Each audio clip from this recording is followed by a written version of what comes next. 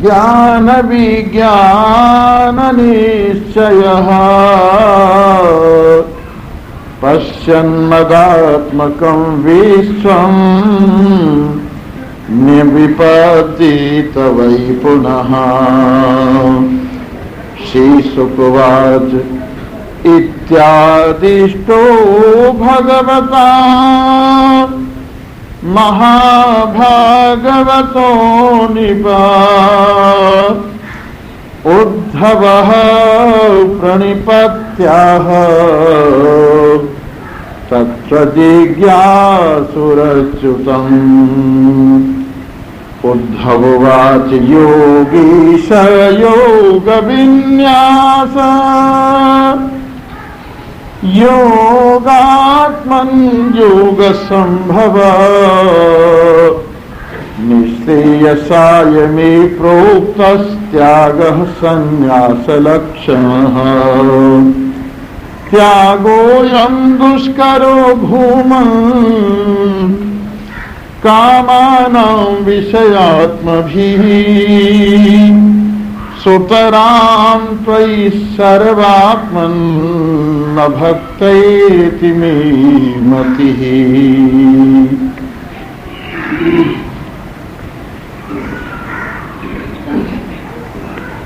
उपस्थित सूक्ष्म प्रेमी सज्जनों, कल भगवान श्री कृष्ण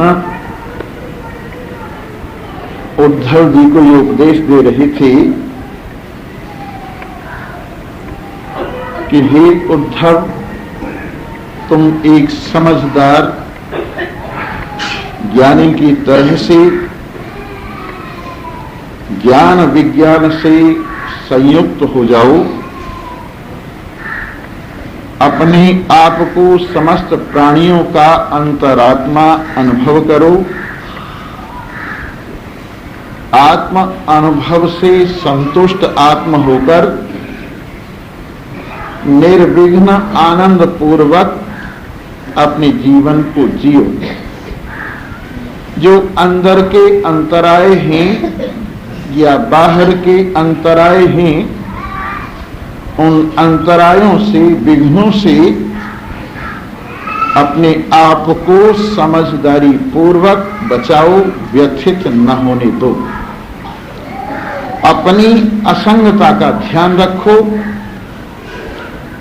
अपनी कूटस्थता का ध्यान रखो, अपने साक्षी भाव का ध्यान रखो और अपने आप में अचल प्रतिष्ठ होकर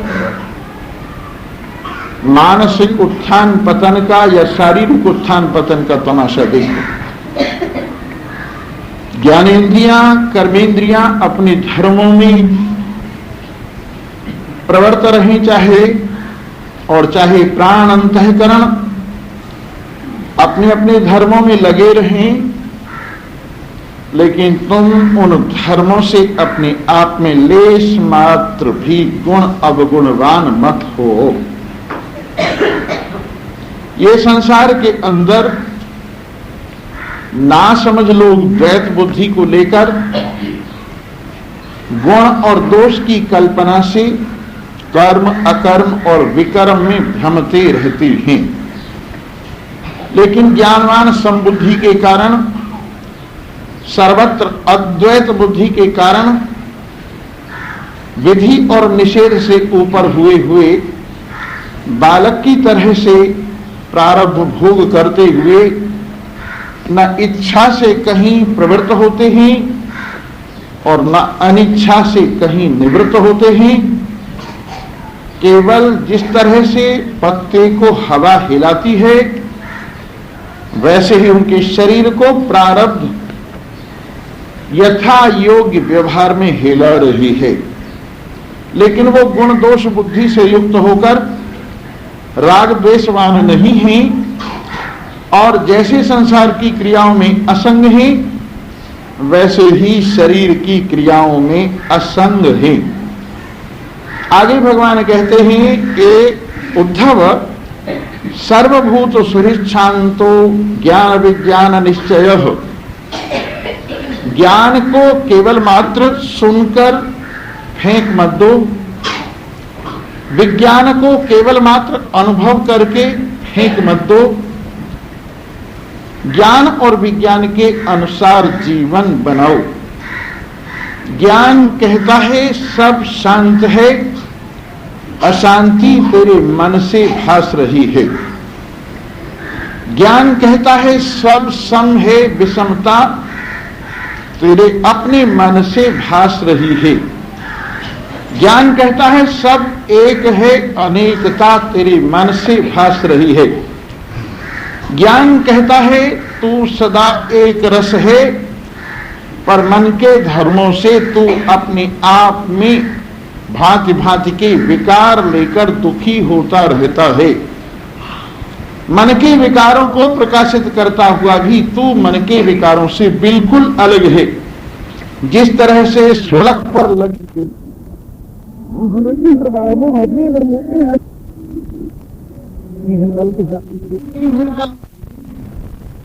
तो भी वो घर में आग नहीं आई है, उसी तरह से संसार में द्वंद्वों का तमाशा भले हो रहा है और तुझ में प्रतीत भी हो रहा है, पर वस्तुतः तेरे में इसका प्रवेश नहीं हुआ है। जैसे दर्पण की आग दर्पण में प्रवेश नहीं करती, केवल दूर से किसी और जगह की आग दर्पण में भास रही है, वैसे ही तेरे में विकार, तेरे में संसार, तेरे में भांति भांति के भाव विभाव लेश मात्र भी प्रवेश नहीं करते। ये संसार के भाव विभाव तेरे में झूठ मूठ भास रहे हैं। इसलिए सभी प्राणियों के प्रति विषमता का भाव छोड़कर शांत बुद्धि वाला हो जा और पश्चिम मदात्मकम विश्वम, इस सारे संसार को मेरा स्वरूप समझता हुआ, इस सारे संसार में मुझको अवलोकन करता हुआ, आकाश में, वायु में, अग्नि में, जल में, पृथ्वी में, इनसे बने हुए प्रपंच में मुझ ही को देख। मेरे में ही ये सब कल्पित है, मेरे में ही ये सब अधिष्ठित है, मैं ही इन सब कल्पनाओं का आधार हूं, इसलिए इनमें मेरी ही सत्यता है। जिस प्रकार से रस्सी के अंदर किसी को सर्प भास रहा है, किसी को माला भास रही है, किसी को डंडा भास रहा है, किसी को जलधारा भास रही है, परंतु उन समस्त कल्पनाओं का आधार एक रस्सी है।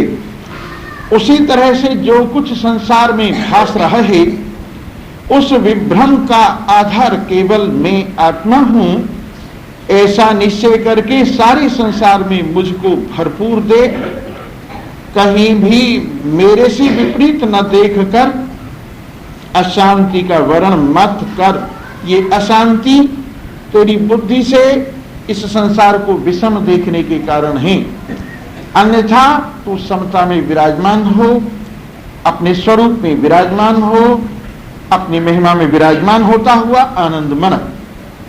जब ऐसा भगवान ने कहा तो श्री सुखदेव जी कहते हैं, इच्छादिष्टो भगवता महाभागवतो निप उद्धव प्रणपत्याह तत्व जिज्ञासुरच्युतम।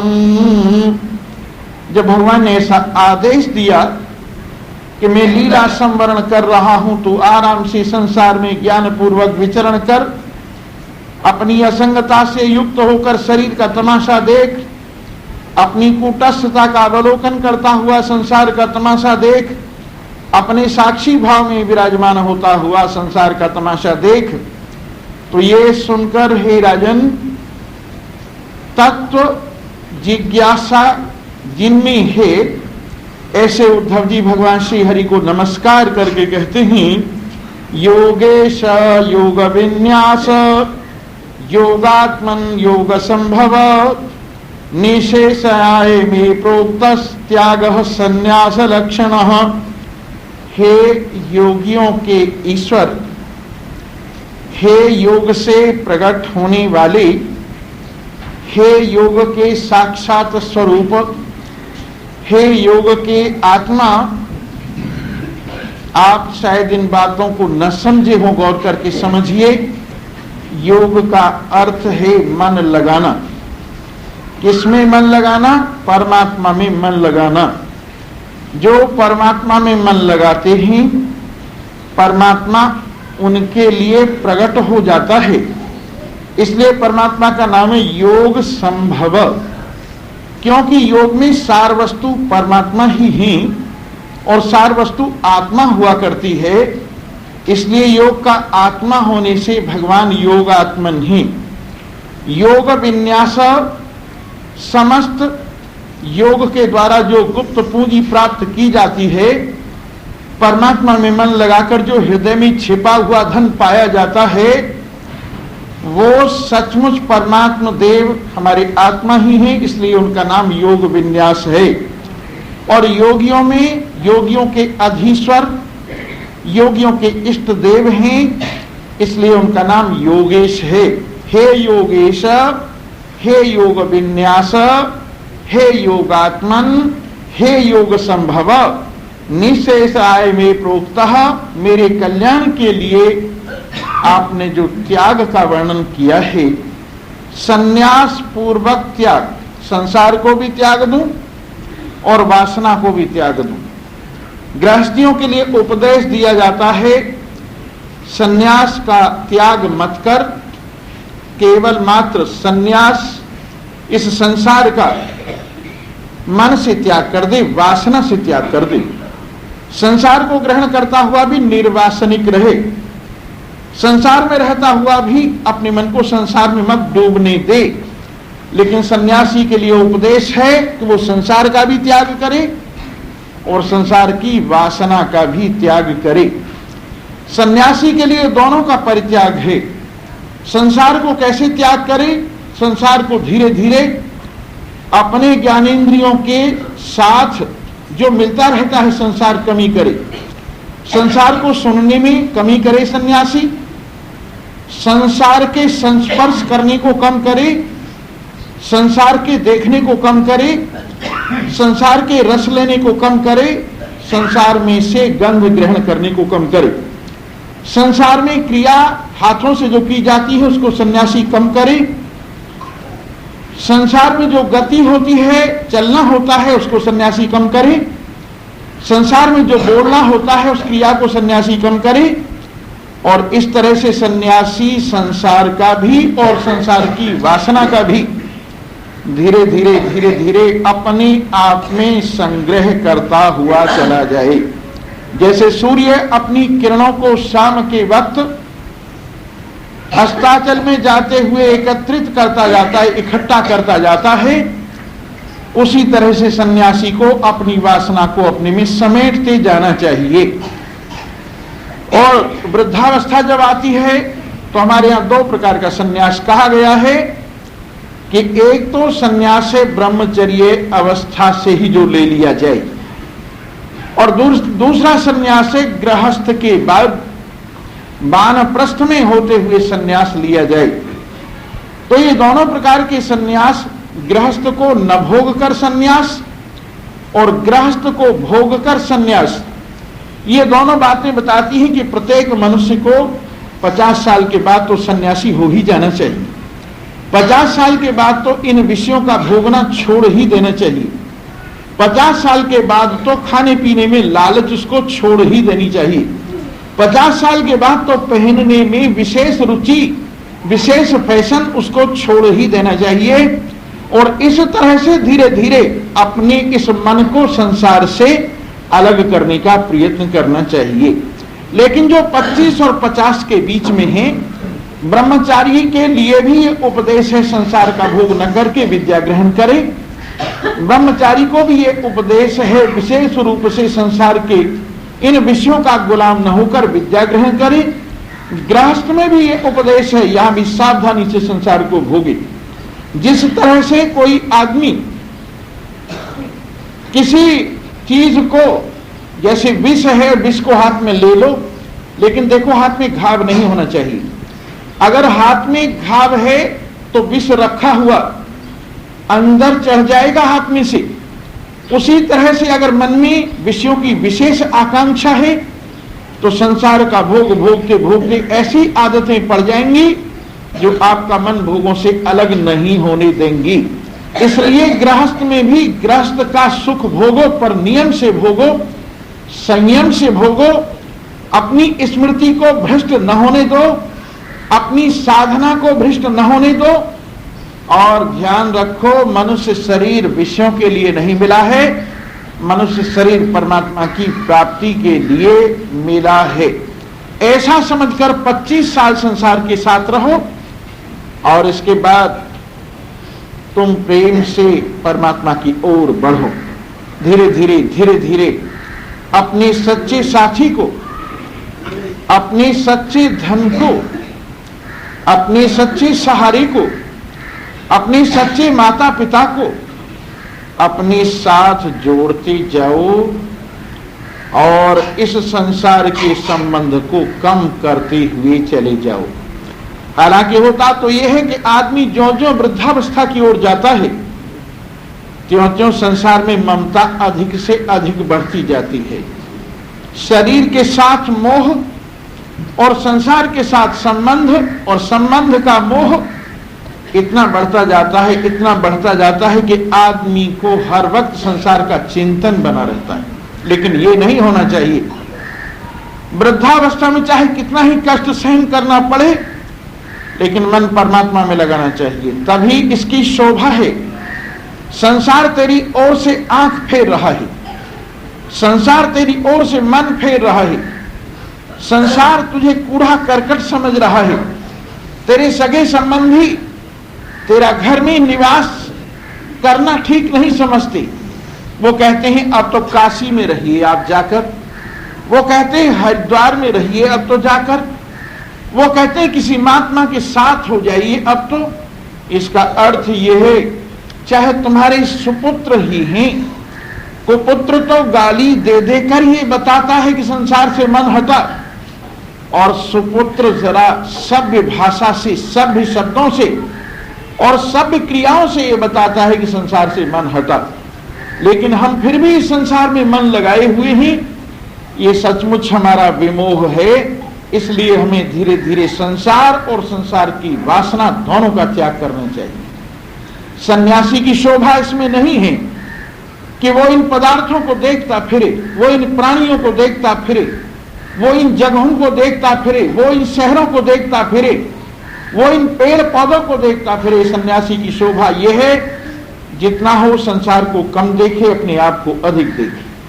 जितना हो संसार में गति कम हो, अपने आप में गति अधिक हो। जितना हो संसार का ज्ञान कम हो, अपने आप का ज्ञान अधिक हो। जितना हो संसार से संबंध कम हो, अपने आप से संबंध ज्यादा हो। जितना हो संसार के साथ बर्ताव व्यवहार कम हो और अपने प्रियतम, अपने आत्मदेव के साथ अधिक से अधिक संबंध जोड़ा जाए। पर यह बात आप सुनकर सब लोग कह रहे होंगे, साहब ये तो बड़ा मुश्किल है। आप जो कहते हैं कि बुढ़ापे में घर छोड़ दो, बुढ़ापे में संसार का त्याग कर दो, ये तो साहब बड़ी मुश्किल बात है। उद्धव जी भी यही कह रहे, हे योगेश्वर, त्यागोयम दुष्करो भूमन कामानाम विषयात्म भी।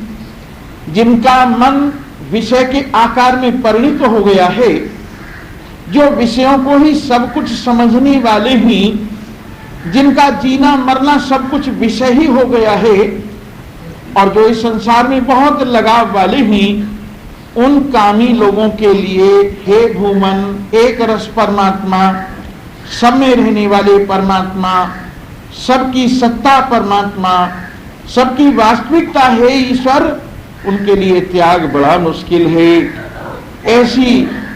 ऐसी हाँ आपके जो भक्त लोग हैं वो त्याग कर सकते हैं। जिनका मन आप में लग गया है वो संसार को छोड़ सकते हैं। लेकिन ऐसा सरल उपाय बताओ जिससे हम धीरे धीरे धीरे धीरे आपकी ओर बढ़ आवें और संसार की ओर से हट जावें। अपनी बात कह रहे हैं उद्धव जी। सोहम ममा एहिमिति मूढ़मतिर्विगाढ़ास् त्वन्मायया विरिचितात्मनि सानुबन्धे तत्त्वञ्जसा निगदितं भवता यथाहं संसाधयामि भगवन् अनुसाधिवृत्यम्। प्रभु मैं और मेरा मुझ में बहुत ठोक ठोक कर भरा हुआ है। मैं मूढ़ बुद्धि वाला गाढ़ अज्ञान में घुसा हुआ हूं। आपकी माया से इस संसार के अंदर मैंने इतना मोह किया हुआ है कि मेरा मन संसार से निकलकर देता ही नहीं है। प्रभु मैं घर बार में, स्त्री पुत्र में, धन दौलत में डूबा जा रहा हूं। आप मुझे सन्यास का जो उपदेश दिया है ऐसा समझाइए कि मैं सुगमता पूर्वक वहां तक पहुंच सकूं। धीरे धीरे धीरे धीरे। देखिए जैसे कुएं में डोल गिर गया है और दलदल में फंस गया है, आप उसको निकालना चाहते हैं तो रस्सी में कांटा, लोहे वाला कांटा होता है, वो डाल के कुएं में कांटे को डालते हैं। आपका कांटा कुएं में गिरकर डोल से अटक गया है, पर झटका मत मारिए, नहीं तो रस्सी टूट जाएगी और डोल भी जाएगा और कांटा भी जाएगा। क्या कीजिए, धीरे धीरे हिलाते रहिए, धीरे धीरे हिलाते हिलाते हिलाते हिलाते जब डोल ऊपर निकल आवे दलदल से तब खींच लीजिए। वैसे ही जीवन डोल की तरह से मोह की दलदल में फंस गया है संसार के कुएं में, और आपने साधना का कांटा डाला है। लगन की रस्सी में बांधकर ज्ञान के कांटे से आप अपने को निकालना चाहते हैं जीवन को, और ये ज्ञान का कांटा आपके जीवन में उलझ भी गया है। तो वहीं धीरे धीरे घर में रहते रहते हिलाए जाइए, हिलाए जाइए, हिलाए जाइए। जब देखो कि अब जीवन हल्का हो गया है, मोह की दलदल से ऊपर आ गया है, फिर आराम से खिंच जाएगा। कहीं ना कहीं आदमी को रहना तो है ही, किसी आश्रम में रहेगा, किसी जगह पर रहेगा। संसार तो वहां भी है, खाने की समस्या तो वहां भी है, वहां भी साग सब्जियों की समस्या है, वहां भी चाय परांठे की समस्या है। उस सबको हल करने के लिए वहां भी कुछ ना कुछ करना पड़ेगा। इसलिए यहीं ये जो घर है इसी को आश्रम क्यों न समझ लिया जाए, और बजाय इसके कि कहीं और जगह किसी की आज्ञा पालन की जाए, यहीं थोड़ी थोड़ी डोर सी हिलाते रहो। सत्संग के लिए समय निकालकर सत्संग करो, विचार के लिए समय निकालकर स्वाध्याय करो, और समय निकाल करके स्मरण करो। तीन चीजें जीवन को बनाती हैं, स्वाध्याय, सत्संग और स्मरण। स्वाध्याय में किसी से, सत्संग में किसी से सुना जाता है, स्वाध्याय में कुछ पढ़ा जाता है, स्मरण में अपने सहारे पर विराजमान होकर विचार किया जाता है, अपने अनुभव से देखा जाता है कि मैंने जो कुछ पढ़ा है उसके अनुसार मेरा जीवन कितना बन सका है, मैंने जो कुछ सुना है उसके अनुसार जीवन कितना बन सका है। अकेले में बैठकर विचारिए, यों देखिए अकेले में बैठकर कितने साथी तुमको छोड़कर चले गए, यों देखिए कितने साथी अब भी चले जा रहे हैं, और यों देखिए अपना शरीर भी कितना बदल गया है। इस तरह से इस बदलने वाले खेल को देखकर अपने आप में वैराग्य रखिए, और किसी भी चीज से मन लगाने का प्रयत्न न कीजिए, बस काम चलाऊ मन रखिए। इस संसार से काम चलाऊ मन लगाकर रखिए, टिकाऊ मत इस संसार को समझिए, और मन कहां रखिए? परमात्मा के चरणों में।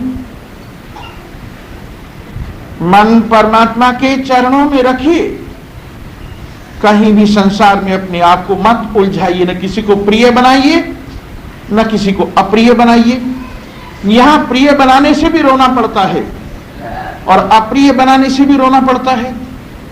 प्रियता अप्रियता का स्वांग करते हुए भी अंदर से ध्यान रखिए, कहीं आपका मन किसी व्यक्ति या किसी पदार्थ से फंस तो नहीं गया है, कहीं आपका मन उलझकर अपनी यात्रा से अलग तो नहीं हो गया है, कहीं मोह के वशीभूत भगवान का भजन तो नहीं छूट गया है, कहीं संसार के काम धंधों में उलझकर वास्तविक काम वो तो नहीं छूट गया है। इस बात का विचार कीजिए, और ये स्मरण आपको बहुत आगे बढ़ाएगा। सत्संग कीजिए, स्वाध्याय कीजिए, स्मरण कीजिए। स्मरण का अर्थ ये नहीं है कि माला लेकर राम राम करते रहिए, इतना मात्र स्मरण नहीं है।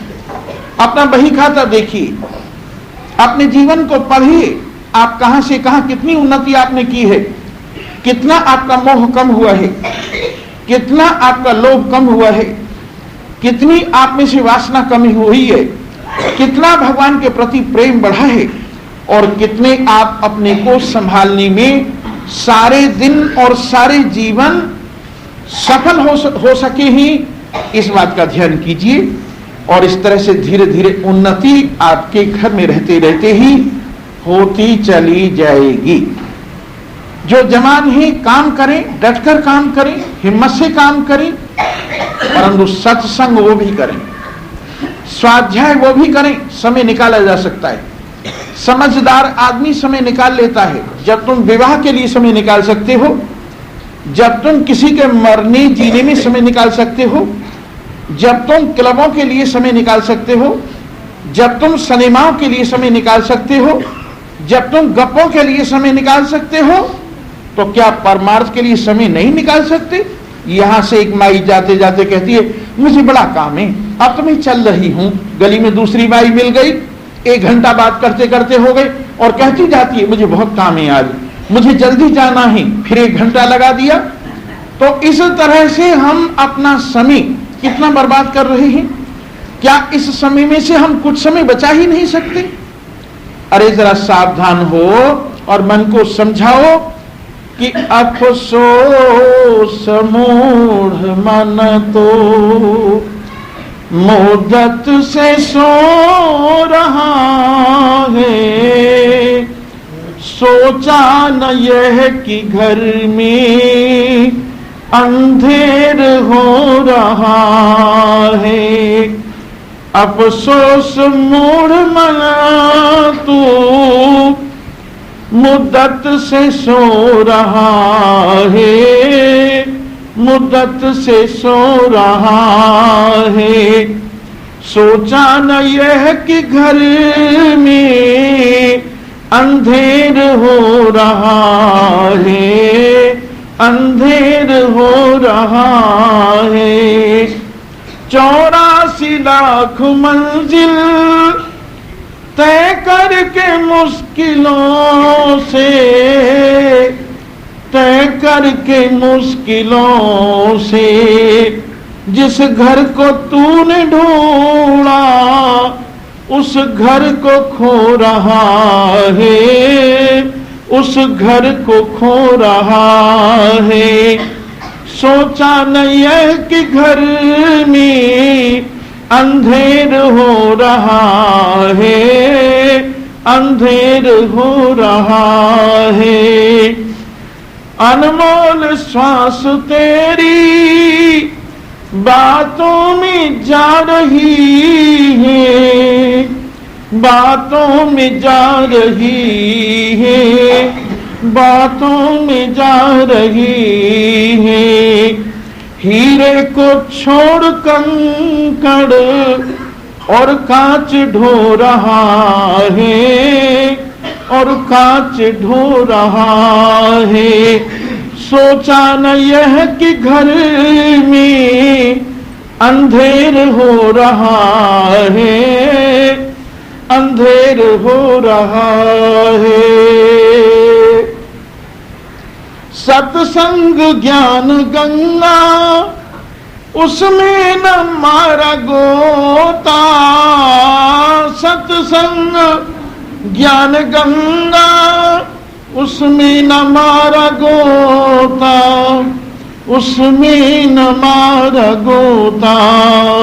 तृष्णा के गंदे जल में इस तन को धो रहा है, इस तन को धो रहा है।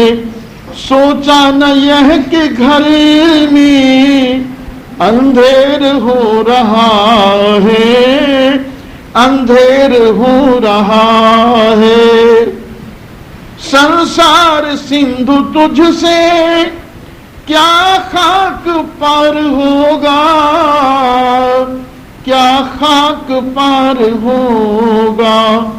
विषयों के बिंदु ही में नैया डुबो रहा है, नैया डुबो रहा है।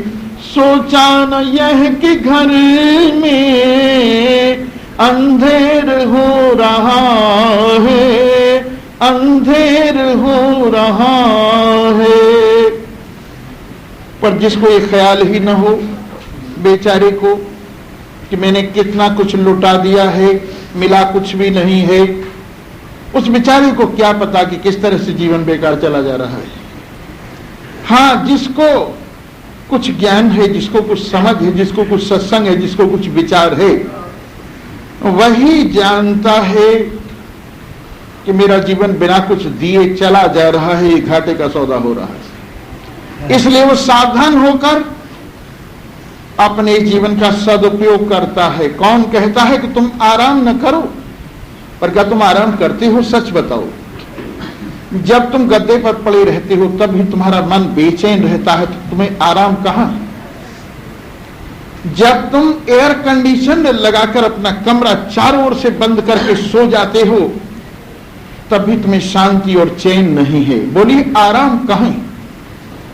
आराम तो तभी है जब राम आ जाए, तभी आराम है।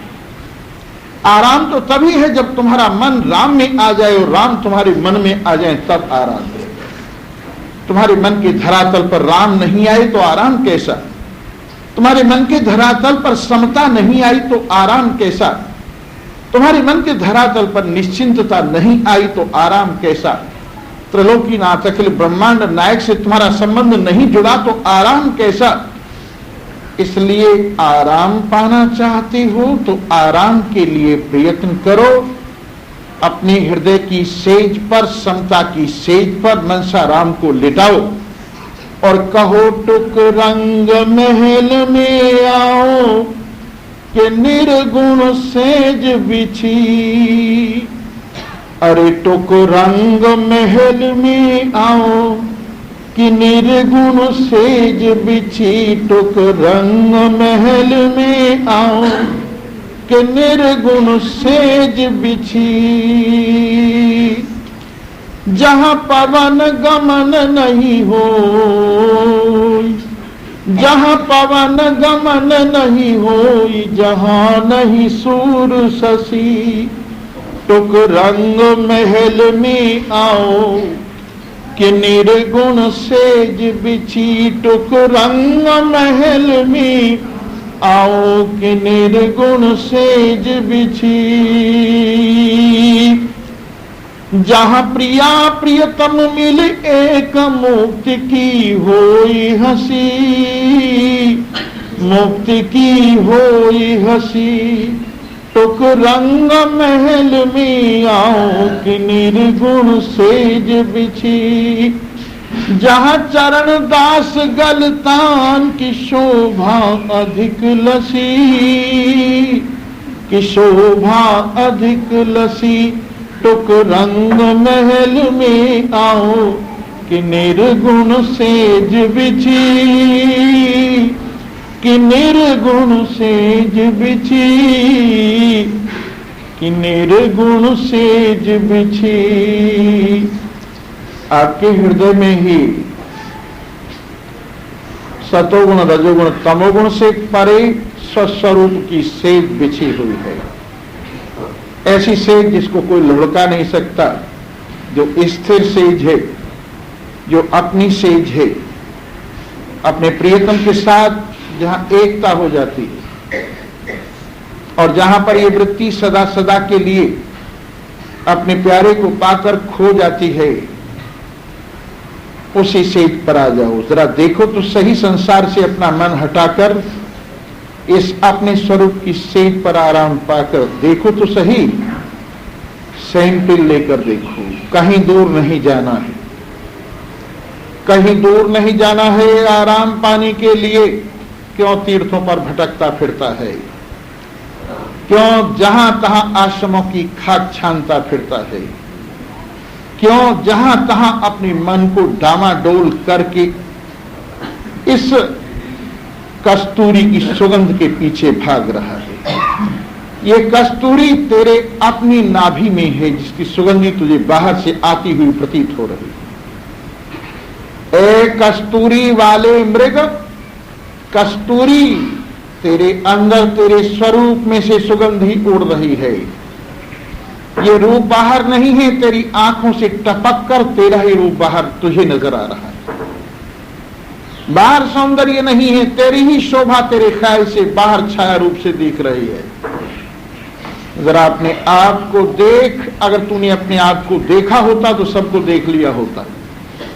अपने आप को नहीं देखा, इसलिए सबको देखता फिरता है और सब दिख नहीं पा रहे हैं। अपने आप में, अपने प्रियतम में दिल लगा और देख।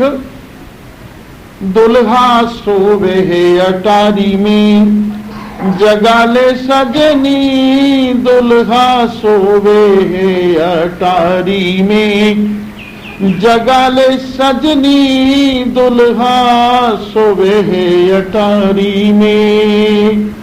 या दुल्हा के पाँव नहीं है, या दुल्हा के पाँव नहीं है, बिना पैर नापे धरनी, ये बिना पैर नापे धरनी, दुल्हा सोवे है अटारी में, जगा ले सजनी, दुल्हा सोवे है अटारी में। हो जगा ले सजनी, दुल्हा सोवे है अटारी में। या दुल्हा के हाथ नहीं है, पर बिना हाथ करे सारी करनी, दुल्हा सोवे है अटारी में, जगा ले सजनी, दुल्हा सोवे है अटारी में, जगा ले सजनी। या दुल्हा के शीश नहीं है, या दुल्हा के शीश नहीं है, बिना शीश ये मुकुटमणि, दुल्हा सोवे है अटारी में, जगा ले सजनी, दुल्हा सोवे है अटारी में, जगा ले सजनी। कहे कबीर सुनो भाई साधु, इसके जागे सारी बात बनी, दुल्हा सोवे है अटारी में, जगा ले सजनी, दुल्हा सोवे है अटारी में। तेरे ही अट्टालिका में, हृदय की अट्टालिका में आराम कर रहा है। ये देख तेरा प्रियतम, जिसे तू जन्म जन्मांतर से चाहती हुई संसार में ढूंढ रही है, शरीरों में ढूंढ रही है, वही तेरा प्रियतम तुझे तलाश करते करते सो गया है। वही तेरा प्रियतम तेरा इंतजार करते करते सो गया है। वही तेरा प्यारा तुझे अपने आगोश में लेने के लिए आतुर होकर सो गया है। आ इधर उधर से अपना मन हटाकर, लगन की साड़ी पहनकर, प्रेम की मेहंदी सजाकर इस दुल्हा के पास आ और इसको जगा। ये तेरा अपना स्वरूप है। लगता है जैसे दो हैं पर एक है, लगता है जैसे स्त्री पुरुष है पर न स्त्री है न पुरुष है, लगता है ऊंचा नीचा है लेकिन नहीं, ना ऊंचा है न नीचा है। जरा देख तो सही, अजीब बात है। घूंघट लगाकर सजनी बनी हुई है और वही घूंघट उगाड़ दे तो साजन है। घूंघट लगाकर यही सजनी बनी हुई है, जिसके लिए कहा है घूंघट के पट खोल री तो है पीब मिलेंगे। घूंघट के पट खोल री तो है पीब मिलेंगे। घूंघट के पट खोल खोल री, किसी और के घूंघट के नहीं, अपने घूंघट के। और के घूंघट खोलने से क्या मिलेगा सिवाय माया की। अपना घूंघट खोल, माया का घूंघट खोल और अपने प्रियतम अपने आप से मुलाकात कर। घूंघट लगाकर सजनी बनी हुई है, घूंघट खोलकर यही साजन है। तो इसलिए देख, अपने आप को देख, घूंघट लगा हुआ, घूंघट में से झांक कर अपने को देख, लगता है तू स्त्री है।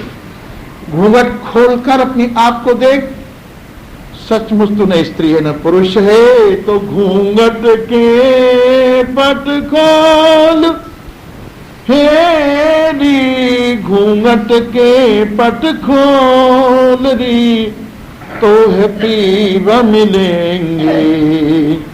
धन यौवन का गर्व न करना, धन यौवन का गर्व न करना, ये झूठ ही पच रंग चोल री, तो है पीव मिलेंगे। घूंघट के पट खोल री, तो है पीव मिलेंगे। घट घट बसता राम रमैया, घट घट बसता राम रमैया, कटुक बचन मत बोल री, तो राम मिलेंगे। घूंघट के पट खोल री, रंग महल में दीप जरता है, रंग महल में दीप, तेरे महल में दीप जरता है, आसन से मत डोल री, तो है पीव मिलेंगे। घूंघट के पट खोल री, तो है पीव मिलेंगे। कह कबीर सुनो भाई साधो, बाजे अनहद ढोल री, तो है पीव मिलेंगे। घूंघट के पट खोल री, तो है पीव मिलेंगे। तो यही कह रहे हैं प्रभु, कोई आसान सा रास्ता बता दो। मैंने तो बहुत आसान किया है, कुछ गाने से, कुछ बजाने से, कुछ रोने से, कुछ धोने से, आसान करने का प्रयत्न किया है। सत्य सते स्वदृश आत्मन आत्मनो अन्यम, वक्तारमीश विबुधे स्वपिनानुचक्षे, सर्वे विमोहित धियस्तव माययेयम्, ब्रह्मादयस्तनुभृतो बहिरर्थ भावा। हे परम सत्य स्वरूप, तीनों काल में एक रस रहने वाले, अपने आप में विराजमान, हम सबके आत्मदेव, आपसे अलग और कोई भी देवताओं में भी अच्छा इस आत्मज्ञान का वक्ता नहीं। सबके सम विमोहित धी, मोहित बुद्धि वाले हैं, और आपकी माया से ब्रह्मा इत्यादि का मन भी रजोगुण से युक्त हुआ पड़ा है, और बहिरर्थ बाहर ही संसार को देखने वाले ही। कृपा करके आप ही हमारे प्रति उपदेश दीजिए। तस्मात् भवन्तमनवद्यमनंत पारम, सर्वज्ञमीश्वरम अकुंठ विकुंठधिष्ण्यम, निर्विण्ण धीरहु है ब्रजनाभितप्तो, नारायणम नरसखम शरणम प्रपद्ये। हे एक रस अनंत अपार, देश काल वस्तु से घेरे न जाने वाले, सर्वज्ञ परमेश्वर एक रस बुद्धि वाले, हे वैकुंठ धाम, मैं संसार के ताप से तपायमान हुआ दुखित बुद्धि से आपकी शरण में आया हूं। आप मेरा उद्धार कीजिए। हे नर सखा नारायण, हे जीव सखा जगदीश्वर, आपके अतिरिक्त और कौन मेरा भला कर सकता है। भगवान कहते हैं, भाई उद्धव एक बात बताऊं तुझे। हाँ प्रभु बताओ ना। प्रायेण मनुजा लोके लोक तत्व विचक्षणा समुद्धरन्ति आत्मानम् आत्मनैवा शुभाशयात्। अरे समझदार आदमी तो अपना उद्धार आप ही कर लेता है। जिसको थोड़ी समझ है, जिसको थोड़ा अनुभव है। अब एक बच्चे ने आग पकड़ ली और उसका हाथ आग से जल गया, वो अब